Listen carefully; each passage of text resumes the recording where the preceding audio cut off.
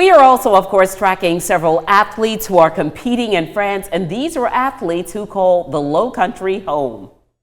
And for Charleston native Raven Saunders, the third time may be the charm. The Burke High School graduate, known for athletics and, of course, a few antics, took us to her field of dreams, Stony Field in downtown Charleston, hours before she took off for a chance to grab gold in Paris. It's really going to put herself in the mix so fast in the circle. When you're going through that, are you counting? How do you go through those steps? It's a checklist. It's a checklist. So what's the checklist? It depends on the day. Right now, my cues are, push, off, hold, and climb. Do you know as soon as you release if you got a good throw? Oh yeah, definitely. And I know when it's bad too. How does it feel to be back in Stony Field? It feels amazing. I mean, these are my old stomping grounds and really where this whole entire journey even started. Let's go way back. Did you know very much about the shot put and discus? I knew nothing. What inspired you?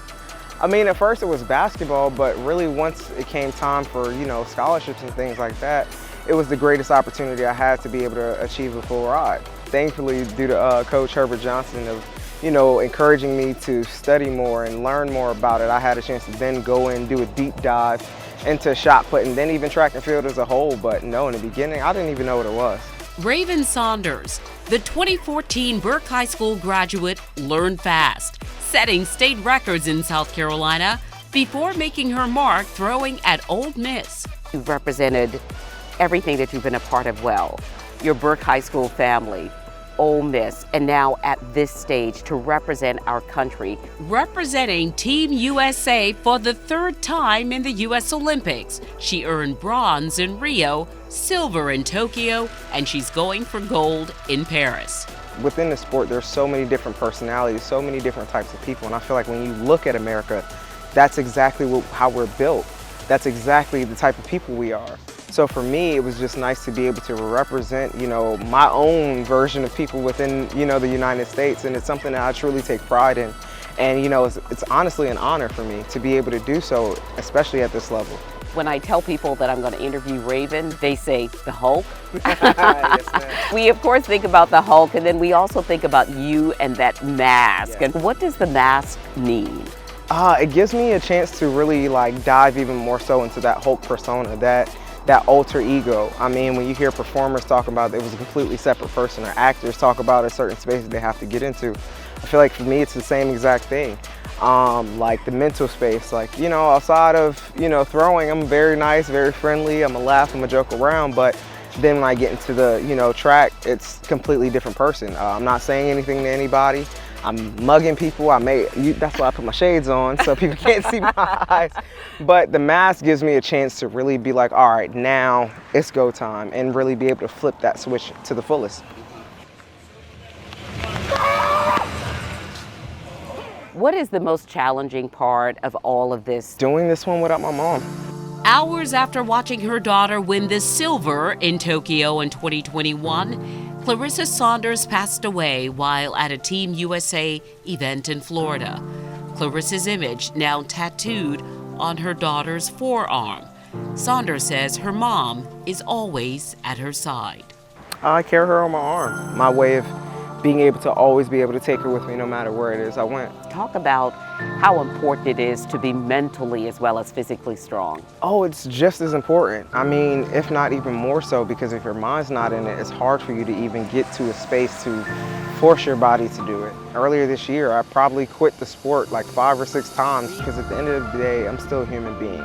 And I also know that my platform can be able to inspire or push somebody else to just keep going and fighting for at least another day, another 24 hours.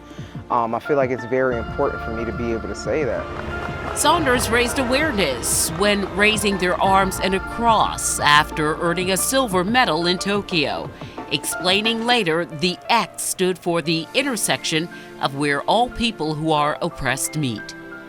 And it wasn't like I went up there protesting anything. I was just raising awareness more so. And I feel like that level of courage is something that not a lot of people have. So I was really proud and happy to be able to be that person. When you look years down the road, what do you want your legacy to be? That's pretty much a question Herbert Johnson has been asking me since high school, like, how do you want to be remembered? And I feel like mine is the ultimate story of like the underdog, the comeback kid, the fighter, the survivor, the champion. I feel like that's style. I feel like that's what I want my legacy to be. Somebody that wasn't afraid to, you know, challenge the norms, challenge the status quos, and, you know, compete at a high level and do it in a fashionable way. It's like to wind up, you come around, you know, come around.